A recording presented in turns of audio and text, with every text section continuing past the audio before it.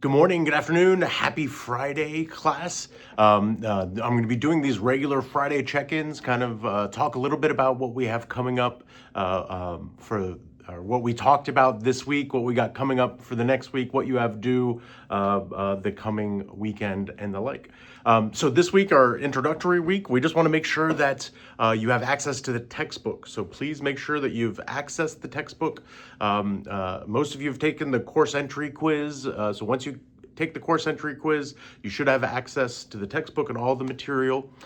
So make sure to let me know if you have any trouble accessing the textbook. If you opted out of the Eagle Advantage program, which should be a minority of you, you might have to go through the bookstore and purchase a code, but I can help you with all of that. Next, we have our icebreakers. So we're introducing ourselves. I've put mine in there. And I know in one of our classes there was a little bit of delay in the discussion being available, but you should be on there now. I've been reading through, getting to know you guys, and hopefully you're getting to know each other. So please go in and post in that icebreaker. It's a requirement for you to post and then reply to 2 classmates, but especially on this first one, I encourage you to go read all of them so you know the people that you're in class with, that you'll be having discussions with throughout the rest of the semester. So we're starting off the semester talking about the founding documents. So that's how I start the semester, because I want you to understand the foundations of our government, which are those 5 founding documents that we're going to be talking about next week. So just as a kind of introduction to that, and because we're in, if you're watching this spring of 2026 or fall of 2026, so we're in a historic year when it comes to the first of the founding documents, that very first founding document, the Declaration of Independence, was signed on July 4th, 1776, 250 years ago on this year, right? So this 4th of July will be the exact 250th anniversary of the original signing of the Declaration of Independence, which is pretty cool. That declaration, it didn't create our government, right? It's the first founding document because it separated us from the current government. We declared our independence from the nation of United Kingdom of Great Britain, and did so in a very dramatic way.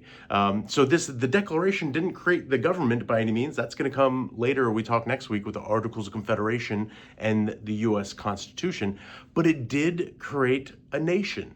Some would say that it created a people. You know, while the United States was not a formal government yet, people started to feel like they were part of something new. They started to feel like they were this part of this new country. They were now known as Americans or the United States.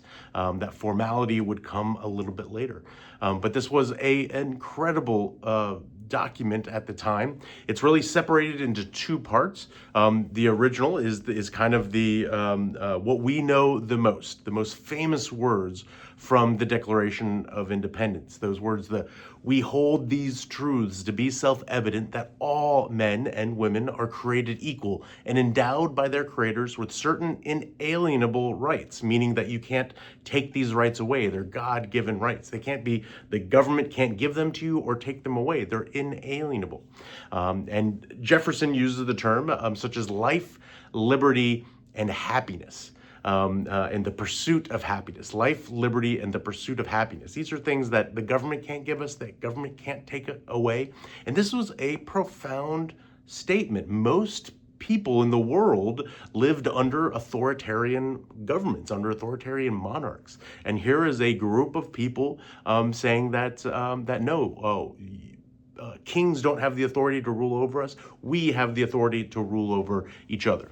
Very remarkable, while the Declaration had its flaws, Jefferson probably wasn't talking about all people when he said all men. He believed that was partially true, but couldn't fully believe it himself. But we today do and use those famous phrases to carry on policy and government rules and operations hence.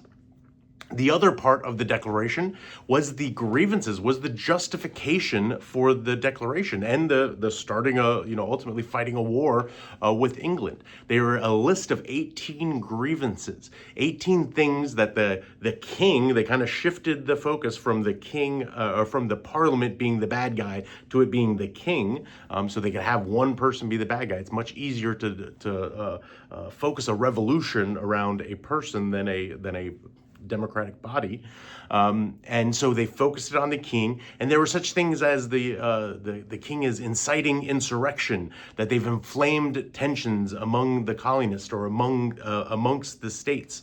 They are taxing us. The most famous of the grievances, they're taxing us without representation. We have no representation in the parliament in London, even though we are being taxed, whereas English citizens have representation in that. In the capital. They also had a standing army, and they were waging war against their own people. These were some of the grievances that were laid out in this declaration, justifying why the country has left. So we'll talk more about the Declaration in depth next week during our lecture next week. You can go ahead and start reading chapter 1 next week. The chapter in the textbook will be really about American culture and values, kind of where we think, where we get how we think about being American and the like, and American policy. Whereas my lecture is going to focus more on the founding documents. And yeah. Should have a good week. I hope you guys enjoy the new textbook and getting into it, and look forward to seeing you guys next week. All right, take care.